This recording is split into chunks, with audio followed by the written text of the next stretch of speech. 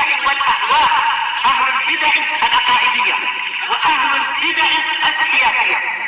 نقول بيننا وبينكم السلف، بيننا وبينكم الكتب، كان فيقول البدع بيننا وبينكم. Bismillahirrahmanirrahim. Qala al-Imam al-Bukhari rahimahullahu ta'ala, al-haditsu samin wa sittun ba'dal mi'ah, 168.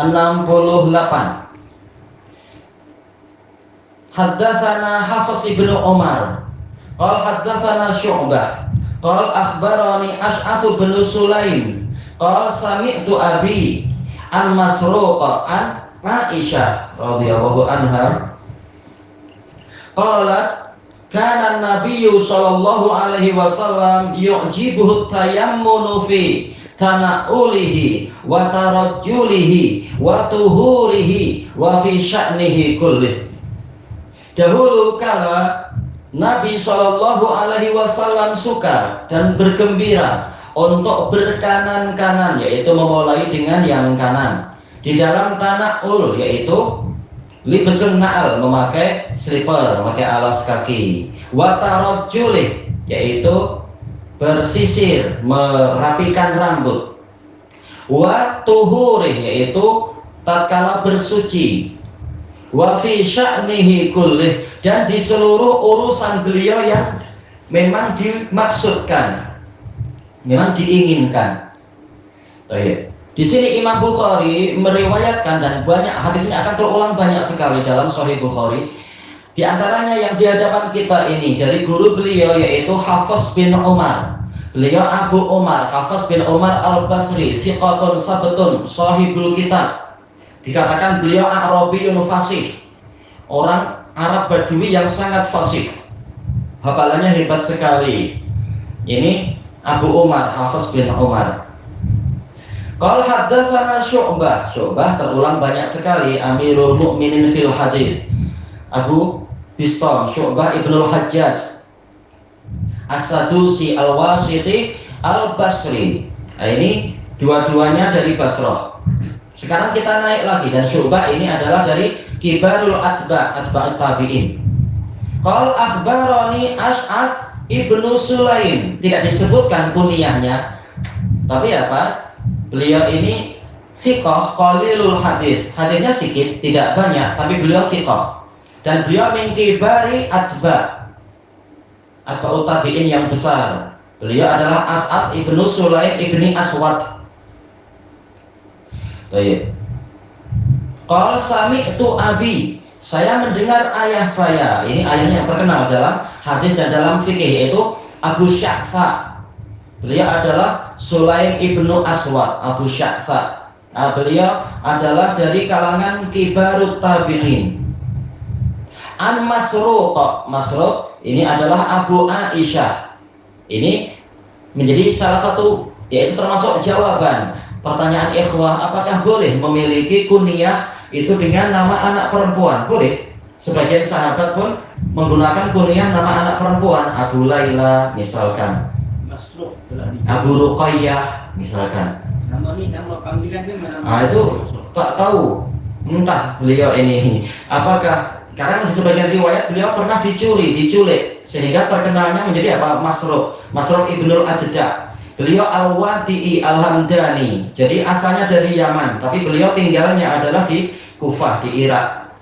Sampai sebagian ulama mengatakan belum pernah ada wanita Hamdan yang melahirkan anak sehebat ini. Ini termasuk orang kabilah Hamdan yang terbaik, Masruq ibnul Ajda', kibarut tabi'in, dan juga apa? Siqah, kathirul hadis, faqih, dan seterusnya, termasuk murid terbaiknya Aisyah. Semuanya guru apa? Iya, nih orang-orang hebat ini. Nah, di hadapan kita sekarang semuanya orang hebat ini. Abi Sulaim masuk semuanya malu. Ayo. Ini Kufah, beliau Kufiyun. Yang sebelumnya juga Kufiyun. Kalau Aisyah, maklum beliau Madaniyah. Aisyah Ummul Mukminin, yang paling dicintai Nabi setelah Khadijah wafat. Dan Abu Abdillah, ya, Aisyah bintu Abi Bakar As-Siddiq radhiyallahu anhuma. Baik. Hadis ini, sanad ini Keindahannya adalah ada riwayat qarinain, yaitu dua orang yang sama-sama selevel. Yaitu antara siapa di sini? Antara Syu'bah dengan As'as ibnu Sulaim, sama-sama qarin. Memang mereka selevel, termasuk kibarul atba. Demikian pula yang berikutnya, yaitu ayahnya, siapa itu? Berarti Sulaim bin Aswad dengan Masruq, sama-sama selevel, sama-sama apa? Kibarut tabi'in. Nah, ini ada dua keindahan di situ, pola ini.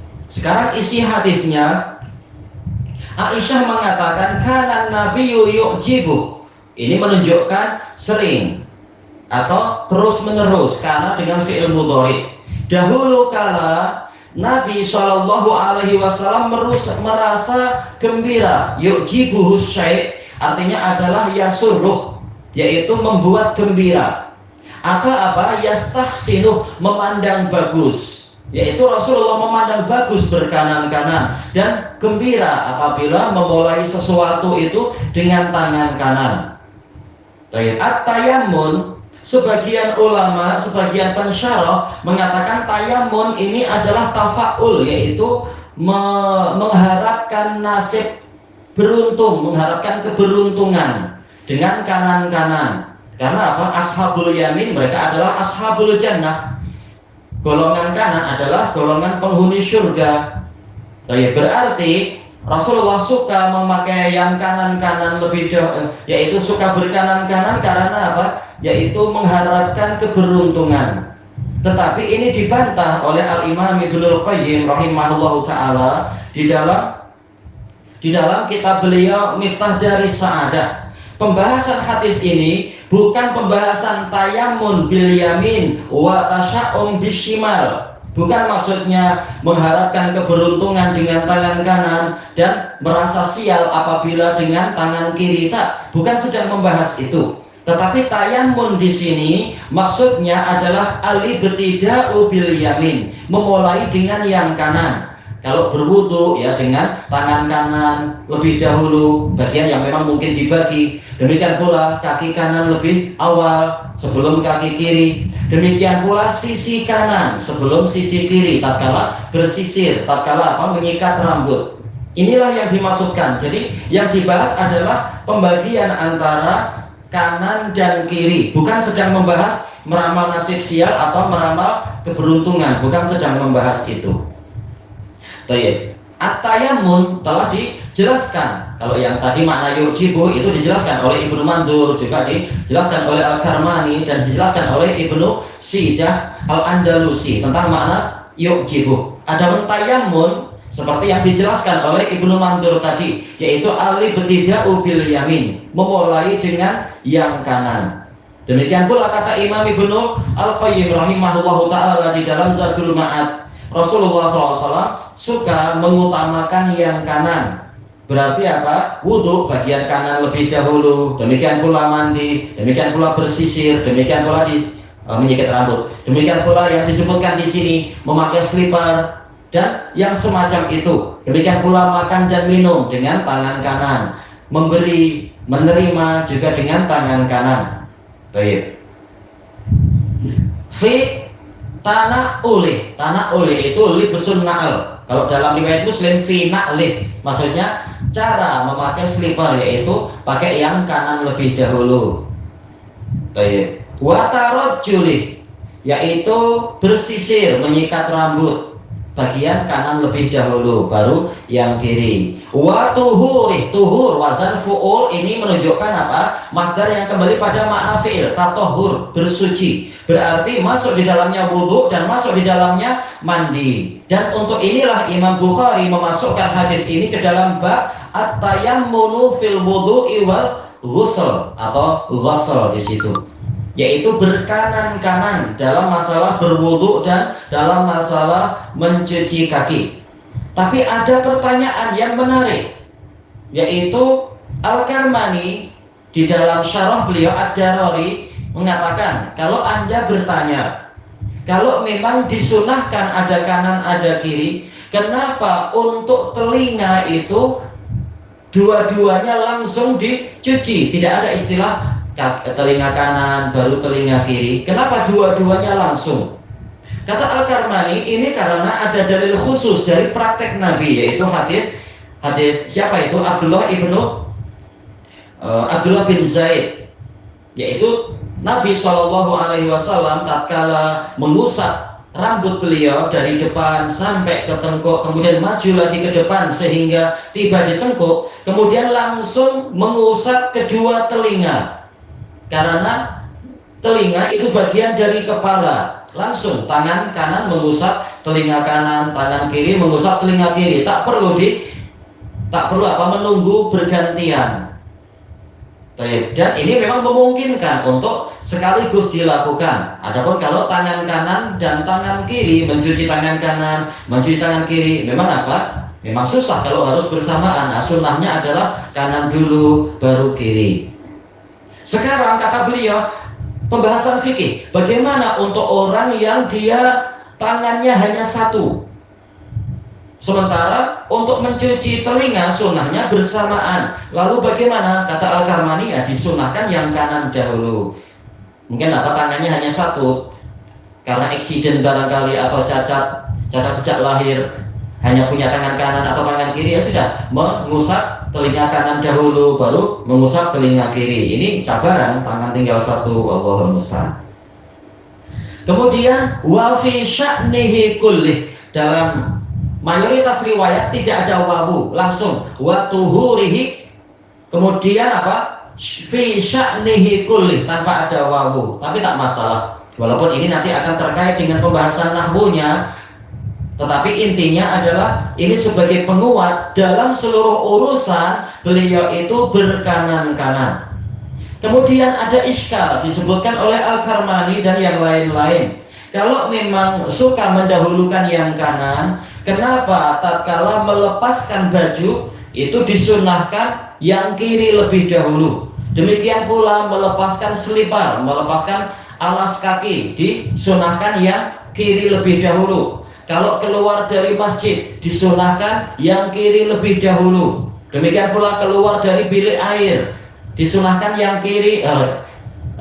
Kalau masuk ke bilik air disunahkan pakai kaki kiri lebih dahulu. Bagaimana itu? Kata Al-Karmani, ini dilihat dari pemahamannya, dilihat dari yaitu ada dalil yang lain yang mengkhususkan.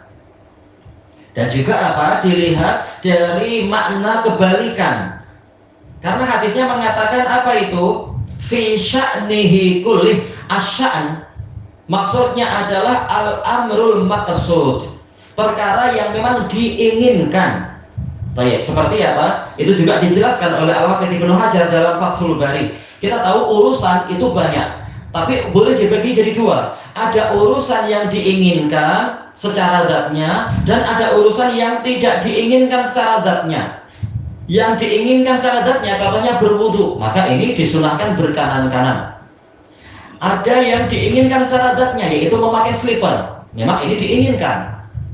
Ada juga yang tidak diinginkan secara zatnya, misalkan yaitu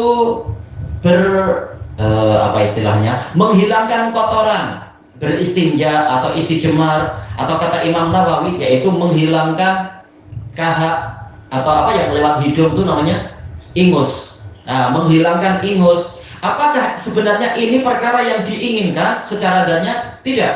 Orang tatkala dia membuang najis, bukan zatnya itu yang diinginkan, tetapi yang diinginkan adalah menjaga kesucian. Menjaga kesucian didahulukan yang kanan, tetapi masalah menghilangkan najis, ini pakai yang kiri.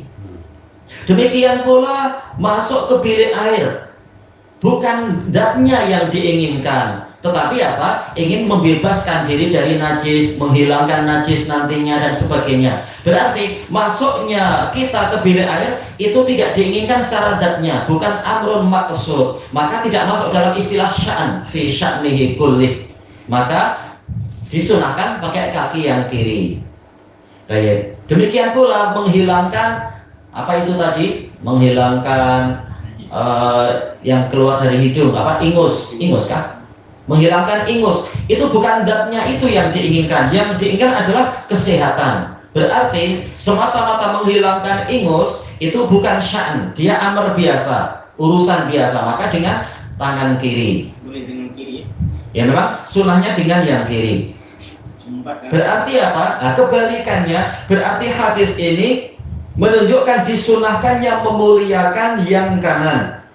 Makanya Imam An-Nawawi dalam Syarah Sahih Muslim menyebutkan ini adalah masuk dalam bab memuliakan yang kanan, mengutamakan yang kanan. Kanan, tangan kanan digunakan untuk yang baik-baik, menerima, memberi, makan, minum, atau itu tadi yaitu apalagi itu masalah berwudu dan sebagainya, memulai yang kanan. Adapun yang kiri digunakan untuk membersihkan najis dan sebagainya, jangan dicampur-campur. Ini masuk dalam bab pemuliaan yang kanan. Berarti dari hadis ini pula kita mendapatkan faidah bahwasanya Allah Subhanahu wa taala memang melebihkan sebagian makhluk pada sebagian yang lain. Sebagaimana juga berarti Allah melebihkan bagian kanan di atas bagian yang kiri. Buktinya untuk yang tangan kanan memang disunahkan untuk yang baik-baik, tangan kiri disunahkan untuk mengurusi yang kotor-kotor. Jangan dicampur-campur. Karena memang makhluk itu bertingkat-tingkat. Maka masing-masing diletakkan tepat pada tempatnya. Jangan dengan alasan keadilan dan kesetimbangan. Semuanya bolehlah. Habis dari bilik air membersihkan najis dengan tangan kiri, lalu makan dengan tangan kiri. Na'udzubillah. Atau sebaliknya. Tentunya ini adalah buruk. Apalagi syaitan itu adalah ashabus shimal, kelompok kiri yang akan masuk ke dalam neraka dan suka makan dengan tangan kiri. Tak layak kita meniru dia. Mestinya kita meniru Nabi yang memerintahkan untuk makan dengan tangan kanan dan memberikan contoh makan dengan tangan kanan dan seterusnya. Hadis ini akan terulang banyak sekali dalam Sahih Bukhari karena memang sangat penting, menunjukkan sisi kanan ini memang lebih diutamakan. Walaupun kalau dibalik dalam berwudu sah tidak sah. Sebagaimana dinukilkan dari Imam Ibnu Munzir rahimahullahu taala, para ulama semuanya bersepakat bahwasanya bahwasanya berwudu itu disunahkan berkanan-kanan. Tapi barang siapa membalik, yaitu yang kiri lebih dahulu, maka wudunya tetap sah. Hanya saja dia menyelisihi sunnah, tidak jadi mendapatkan pahala ikut sunnah. Tapi masalah sahnya sah. Demikian pula ini dinukilkan oleh Imam Nawawi. Seluruh ulama mengatakan yaitu ijma, yaitu sah. Kalau orang berwudu dengan yang kiri lebih dahulu. Lalu dikritik. Dijelaskan oleh Al-Hafidz Ibnu Hajar yang dimaksudkan dengan para ulama adalah ulama ahlus sunnah. Kenapa? Karena kata beliau ulama Syiah mereka mengatakan wajib yang kanan dahulu. Berarti kalau berwudu dengan yang kiri maka tidak sah, wajib diulang wudunya. Dan ini tentunya pendapat yang keliru. Yang betul ini sekedar mustahab. Bukan untuk diremehkan, tapi tidak sampai wajib. Karena memang Nabi tidak sampai mengatakan wajib berkanan-kanan. Dan ini juga ditegaskan oleh Syekhul Islam Ibnu Taimiyah di dalam Majmu'ul Fatawa. Beliau mengatakan perbuatan Nabi itu menunjukkan istihbab, mustahab. Maka barang siapa berwudu dengan berkanan-kanan, ini mustahab. Barang siapa membalik, maka tidak sampai berdosa dan tidak perlu wudunya itu diulang. Tapi tentunya apa? Kehilangan pahala sunnah. Ilahuna wallahu a'lam. Subhanakallahumma wa bihamdika la ilaha illa anta astaghfiruka wa atubu ilaik. Walhamdulillahirabbil alamin. Jazakumullahu khairan.